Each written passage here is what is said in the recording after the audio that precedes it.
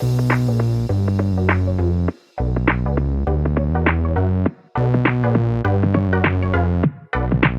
welcome everybody to another episode of Chris and Dave's Reality TV Cast. I'm one of your hosts, Chris, and my co-host and very good friend is Dave. Hey there, Chris, and hello to all listeners out there. Welcome to Chris and Dave's Reality TV Cast. We are covering Love Island UK Season 9, Episode 10. Really 10 this time, Chris. Where would you like to start today? Well, Dave, we had the cliffhanger of all cliffhangers that we talked about in the last episode. I could not believe that Harris and Anna May got voted off, Dave. Shocker. I mean, honestly, Harris especially, what a shock to the system that was. I had to lie down afterwards, Dave. I mean, yeah, it played it by fucking exactly what we said. What did you think of Aaron, though, Dave? There's a bit of fucking... he sort of broke everything down, didn't he, as such? But, yeah, interesting fucking take that was. I found it weird because I'm like... Yeah.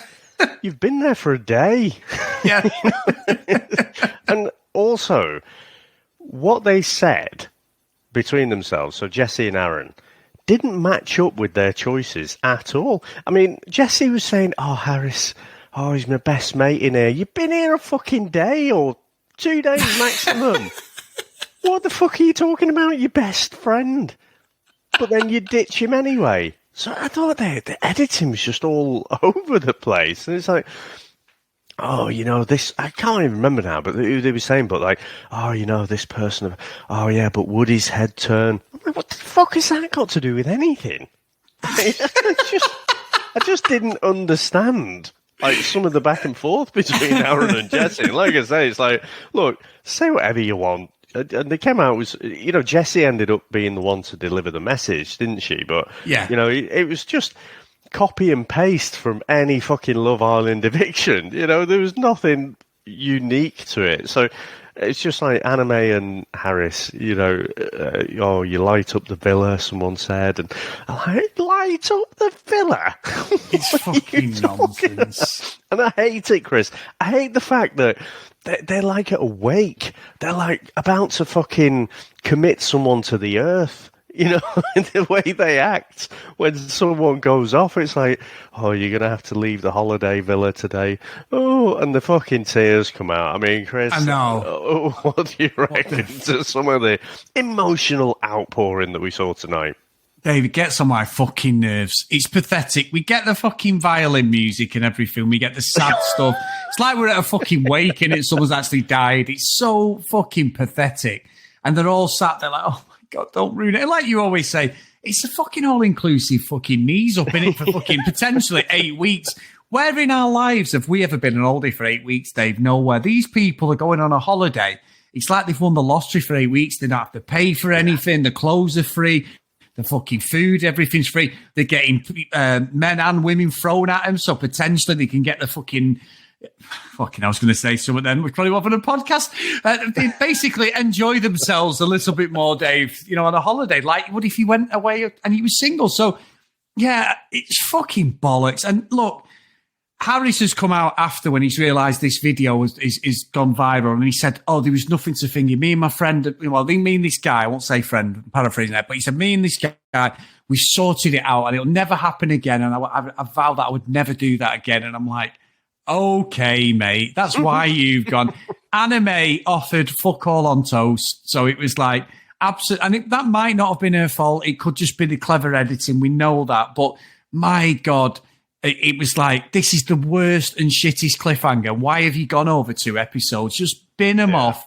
And like you said, Harris didn't deserve this fucking send-off anyway, like he was one of the fucking boys. It should have been, you're out, mate, after what's gone online. That's terrible. I'm not saying he can't come back from that, because we all make mistakes, but for the purpose of the show, yet again, somebody has not done their research, Dave. Shocker. I did say, maybe unkindly suggested that they hired Phelps Investigations to do the vetting. Well, Dave, now he's out. You called him No Shoulders, so... Not be fucking No Shoulders, yeah. I can't believe you called him that.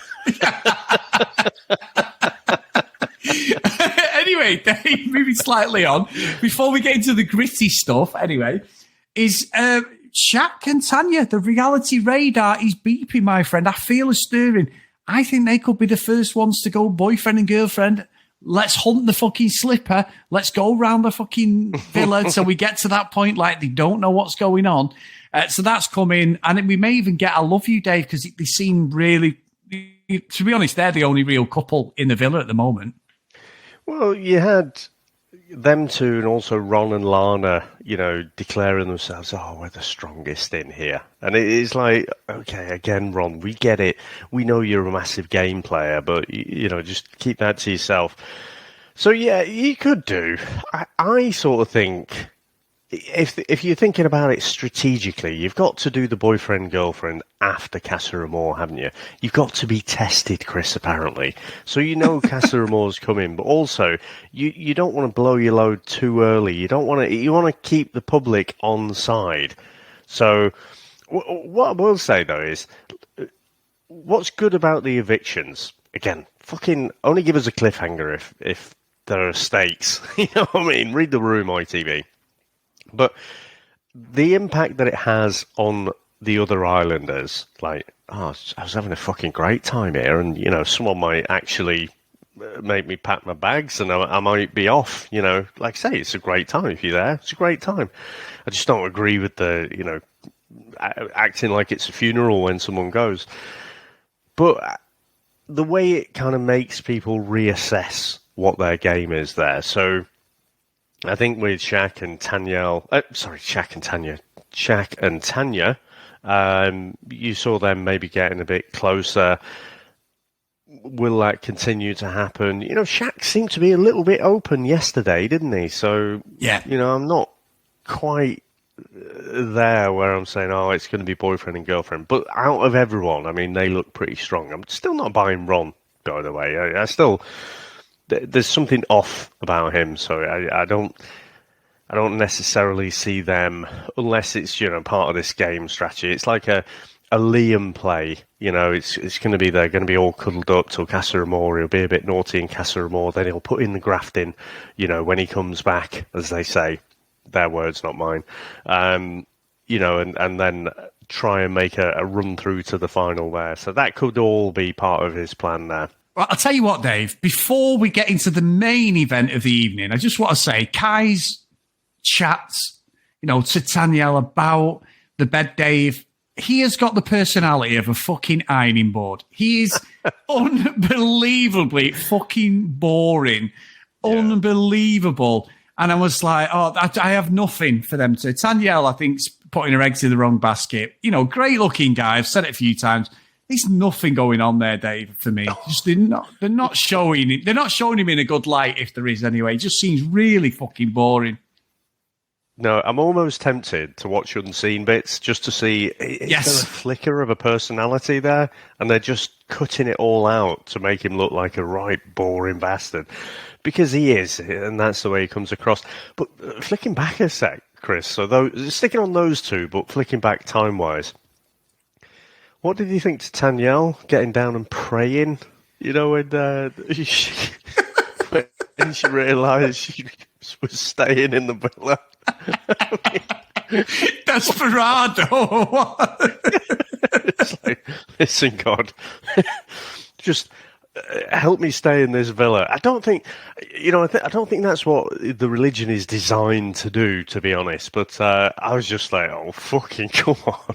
But yeah, to be honest, Chris, I think they're both dull as dishwater. I think Tanielle's got as much personality as he has. And I just keep coming back to Zoolander.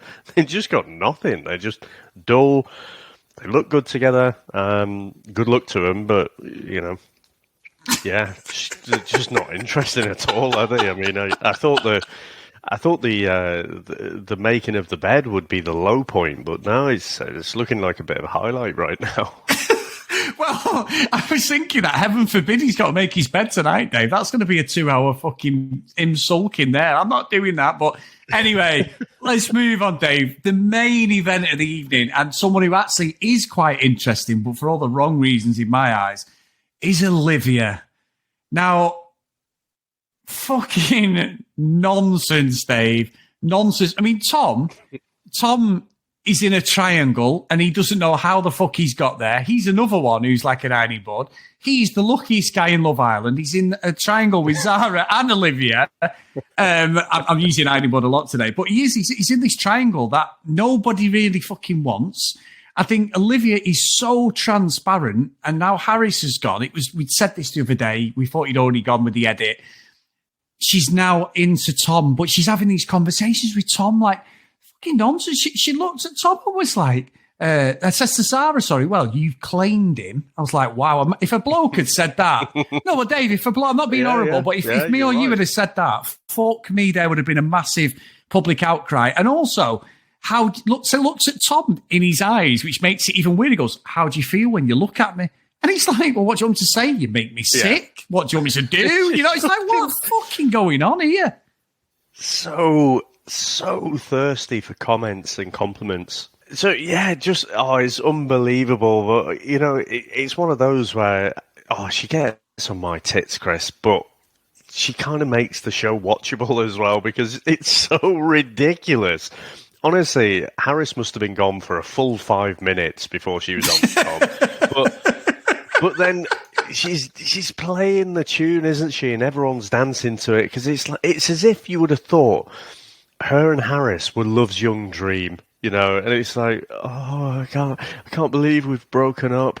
And then once she milks all the pity for that, it's like, I'm gonna have to explore things with Tom, but I didn't really, I wasn't affectionate before. You were with each other fucking maximum 2 days, more like 1 day. That was it. You're hardly fucking together. Oh yeah, maybe I was just holding back. Tom ain't got a fucking clue what's going on, has he? He just basically gives these wishy-washy answers to whatever question is put out there. It's like, oh well, yeah, it's weird. I mean, I don't know. It's like something must be there, mustn't it? Because we keep coming back. You keep coming back because she keeps pulling you for fucking chats. It's all caught up in this Olivia, Zara, whether it's, previous beef, whether it's genuine, because we know they know each other, or whether it's all been planned out before, they're going to fight over this guy. It's going to make it more interesting. I'm more inclined to believe the latter, that yes, they knew each other, but there is a bit of beef there, because I've seen quite a few negative comments against Zara, and I can completely agree. I don't think she's playing the game very well. I don't think she's got any allies in there, and so if it goes down to a popularity vote, she's gone straight away. Because you can see, especially with conversations with like Lana and Ron and stuff, they're always siding with Olivia, and she's just much, much better at manipulating people. But even Jessie, who's been there for a few days now, she's like, oh, yeah, but, Olivia and Tom, I mean, they've got unfinished business, haven't they? Zara's like, oh, fucking unfinished business. And earlier on, Lana was saying about, oh, yeah, well, there was a lot of history there. Chris, a lot of fucking history. And Zara said, we've been here a fucking week. I think I get why people are Zara. And, I said the same thing. We've seen that they've done a music video together and all this, and we know that there's a bit of only if it's a slight interaction. They may follow each other through a friend or whatever. They've met once, but they're told not to acknowledge it on the show. But people are clever. We know we have people who will scour social media, Dave. I mean, we've got the amazing Derek does all the followers, what people's gone up, what percentage they've got now for followers and that. So, it's like, they're going to find the shit. If you know each other, they're going to find the shit. And I think what it is with Zara, Dave, I've called her out a little bit, but what I quite like is she's not playing the Love Island game. I think she's sat here going, I don't give a fuck about you, Olivia. You're so fake and transparent. I think some of Zara's delivery is a little bit off, but I think that's because she's just being normal, Dave. She's not playing, because Olivia is the fake. I think she's the fakest Highlander, Dave. They can, do it, Dave. Do it. Go on. You're very good at that. When I'm laughing, hold on. Right, go on. There can be only one. That is so good, Christopher Lambert, so good. But it genuinely, she's the fakest Highlander I've ever seen. It's so fucking transparent, Dave. because you can see, like you say, she fucked off from Harry straight away. And it's when she's talking to Tom, it's dead creepy. She's like, well, I just want to be really affectionate with you. And he's like, all right, yeah. And I'm not saying he's not encouraging her to a point, because he is, because Tom is. It's not all down to her, that. But then when Tom's with Zara, he's saying something completely different. But she starts crying then, and she's crying on the bed, like property. And then Lana's like, oh my, and she's going, oh, I just want to find the love of my life. And I'm like, well, why the fuck are you on Love Island? And as soon as Lana sympathises with her, the fucking tears stop. And I was like, oh, this is fucking bullshit. It's great TV, because I'm getting more and more annoyed. I've not had been this infuriated about anybody on this show, but she's such a fucking fame-hungry Instagram. I want all the best deals out there, anything for free. I think that, but she's just playing the game really quite well, and you could tell, couldn't you? Because when Tom was a little bit more standoffish, it was almost like Olivia thought, right, I'm going to make a play for Tom, so he's going to have no choice about it. I've let Zara know, and, Tom will get with me. And it was almost like she'd made her mind up that was going to happen. And so when he gave his wishy-washy, slightly more standoffish delivery, and she was like, in the diary room, wasn't she? And she was like, well, maybe he doesn't really like me. As if, well, my plan is a bit fucked now, isn't it? So maybe I have to re-strategize. So, yeah, it's all so see-through, isn't it? And I just think that, it infuriates you. But, I mean, you get a little bit wound up like this, isn't it? That's when we start to enjoy the show. So I can't say too many bad things. Utterly despicable gameplaying. But, and I think Zara is almost playing it like a bloke, because we're a bit thick, aren't we? We don't pick up on these manipulation games. And I just think she's almost playing it like us, where she's like, fucking history. You've been in here a week. Yeah. What are you talking about? So, but I think that's being interpreted by people as, well, this is a bit weird, She's not, she's being a little bit, over the top. She's not being nice. She's not showing any sympathy for Olivia's plight. She's got all this history with Harris, and she was going to run off, to wherever with him. It's just utter nonsense. So yeah, I must admit, even though I think more people are against Zara, I'm warming to her more and more. I still think she's going to suffer with not having any allies in there. But you can tell as well that, we didn't see it on camera. The fact that Jessie was repeating the exact phrase, that they've got unfinished business. She's just repeating what she's been told.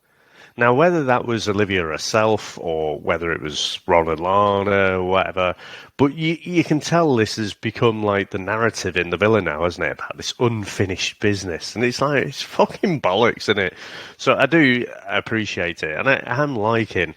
Chris, not really interested in Ron and Lana. Not interested in Shaq and Tanya particularly.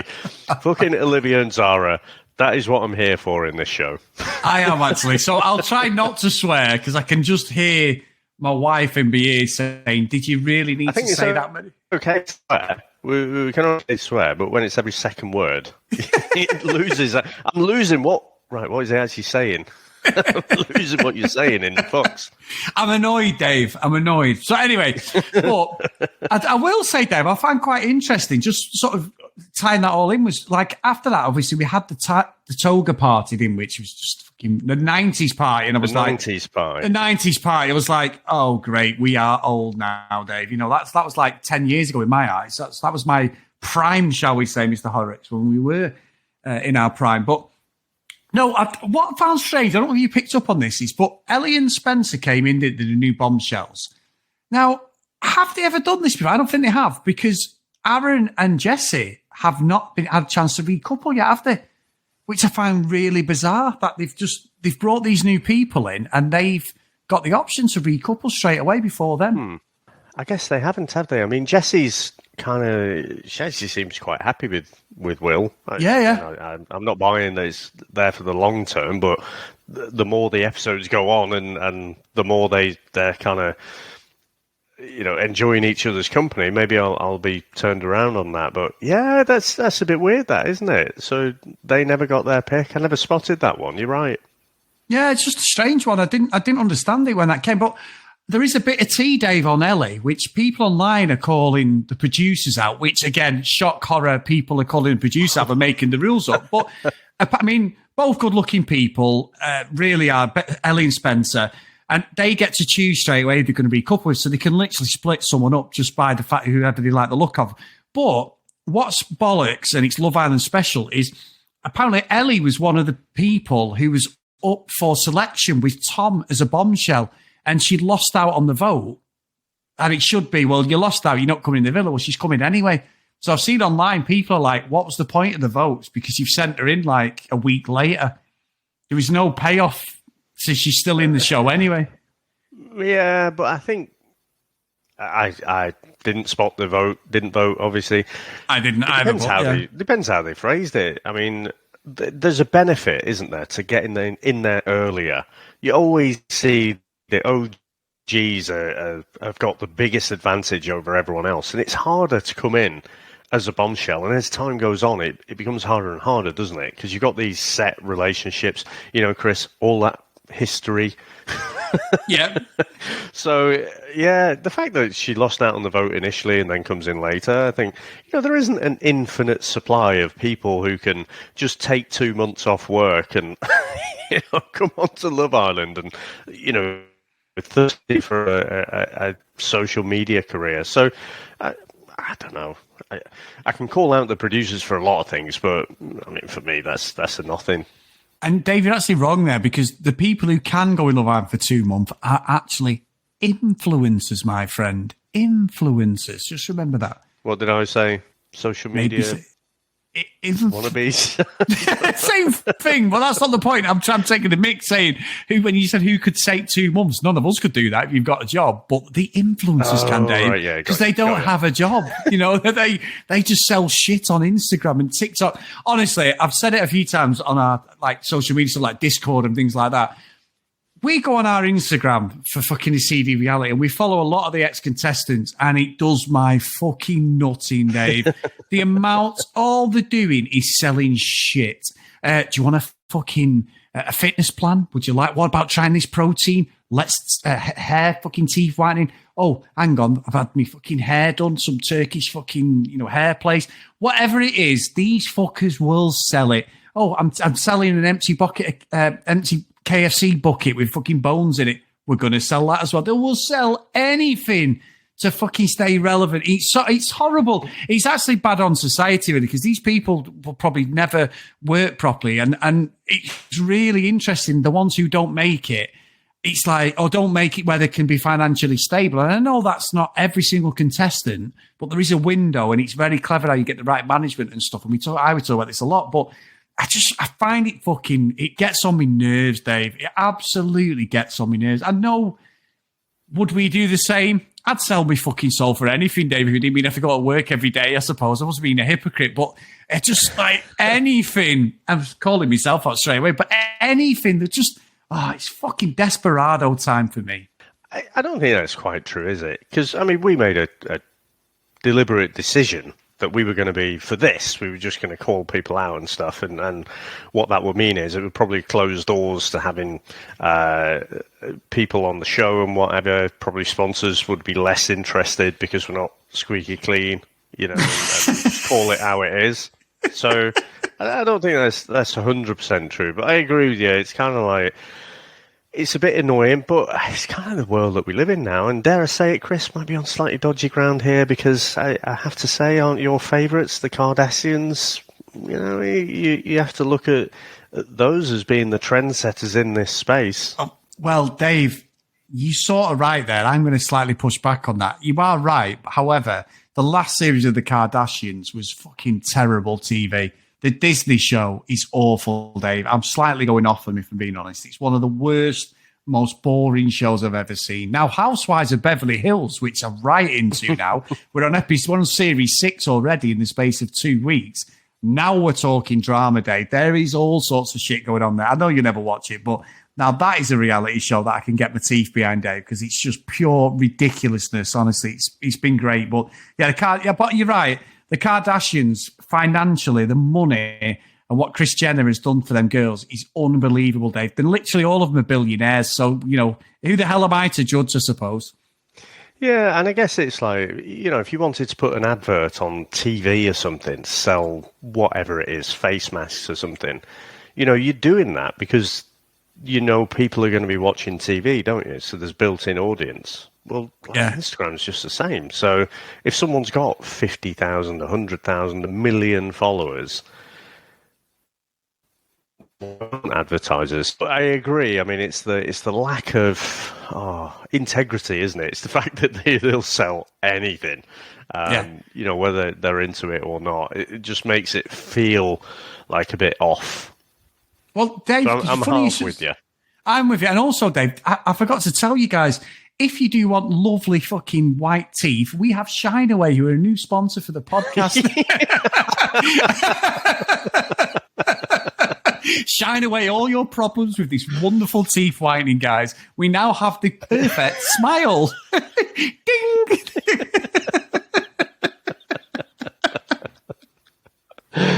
Oh dear! What a fucking hypocrite! Selling fucking pile cream or something. Yeah, we would, wouldn't we? I'd be selling Just for Men. My hair's that grey now, Dave. It's fucking Just for Men. That'd be mine. Now, Dave, I will say, I'm going to get off my high horse now, but because I went down a rabbit hole. Talking about rabbits, little segue. Spencer, Dave, he's an e-commerce businessman, whatever he is, entrepreneur. Sorry, he said vibrators, Dave. So he sells rampant rabbits. Not wrong with that, Dave, at all. But the way he built it up, I was like, fair play, son. Did he come with batteries? So he's obviously making a killing, Dave, making people happy, shall we say? Chris, in the early 2000s, I was looking at doing something like this because I thought, I'm sure there's a market in this. And, the internet was still, in the UK at least, in its infancy. But whenever I'd gone across to America, you could tell like adverts on the radio and everything. They were really pushing websites. And I thought, website, that's where the future is. Did I do anything about it? Did I bollocks? So, would have been doing a very different job by now. But no, fair play to him. It did make me laugh, though. It makes it sound like he's the fucking Wolf of Wall Street or something. It's like he's selling dildos.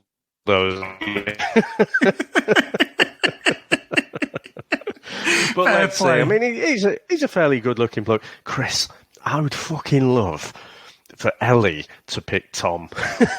Yeah. I would love to just throw the cat amongst the pigeons there and just, add in a new firework into the whole Olivia and Zara thing. But that'd be great. I don't really know which way they're going to go. I mean, it depends. I mean, I guess they've been watching the show probably, but... let's see. Did it have to be a cliffhanger? I'd say it was slightly better than yesterday's cliffhanger. Yeah, I do. This was what I wanted, Dave. This Olivia thing has got me stood up. I'm like, oh, this is ridiculous. And I'm thinking, hang on, this is exactly what we needed, Dave. Someone so ridiculous and narcissistical, just playing her own. She's playing her own game. Fair play to her. She gets to the end. I just cannot see it at the moment.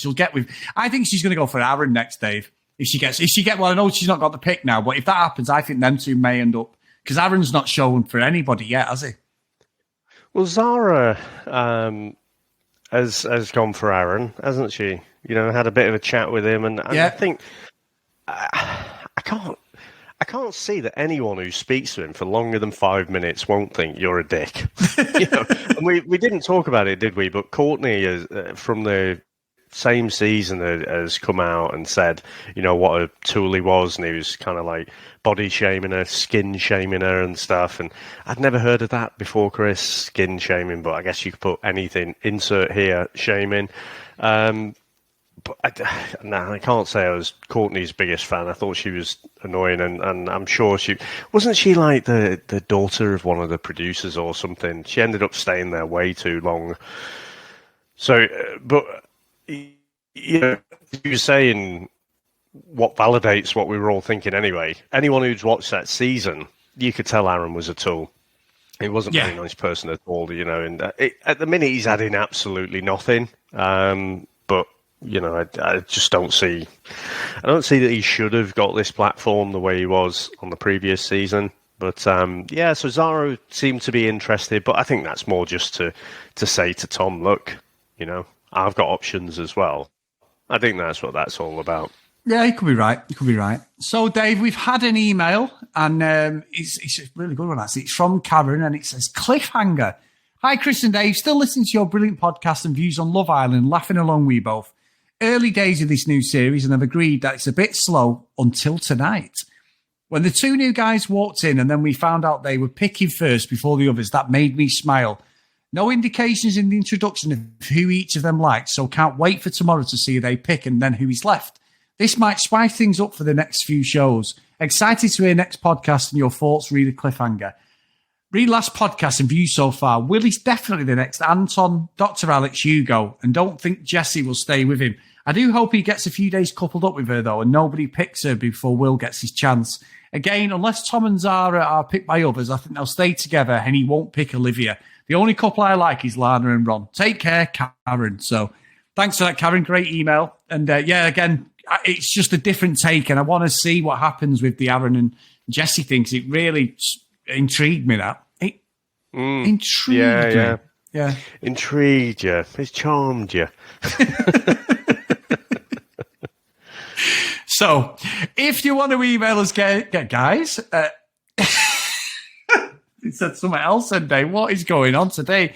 If you want to email us, please email us at cdrealitycast@gmail.com. If you want to follow us on social media, @cdrealitycast. Please go over to patreon.com/cdrealitycast if you want to support us a little bit more. And also, we have Facebook, Chris and Dave's Reality TV Cast, and get over there. And we appreciate everyone who's on there, all the support, all the chat, everything. It's brilliant. And all the episodes are linked on there, guys, through Charlene and anybody outside the UK. So they're all available, which is brilliant if you're trying to catch up. So today's roll call of honour is Ken Gustafson, Lucky Lou Green, Lauren, Tracy, Hennessy, Susan, Priscilla, Dee, Katie, Libby, Joanna, Neve, Brianna, Helen, Keith, Michelle, Gillian, Zoe, Kristen, Maggie, Kate, Megan and Cassie. So thank you so much, guys. Again, that list is ever expanding and we really, really appreciate all your support. Awesome. Well, thank you very much, sir. It's been good. And I have to say, tomorrow night's episode is probably the first one that I've been actually looking forward to, so seeing the outcome, seeing who gets picked and seeing what falls out from that. So the series is on the way up again, I think. Yeah, I do as well, mate. So thank you for indulging me there, Dave. All right, cheers, mate. Well, thanks to you. Thanks to everyone out there for listening, to all the people who support us as well. And we'll speak to you next time. Bye.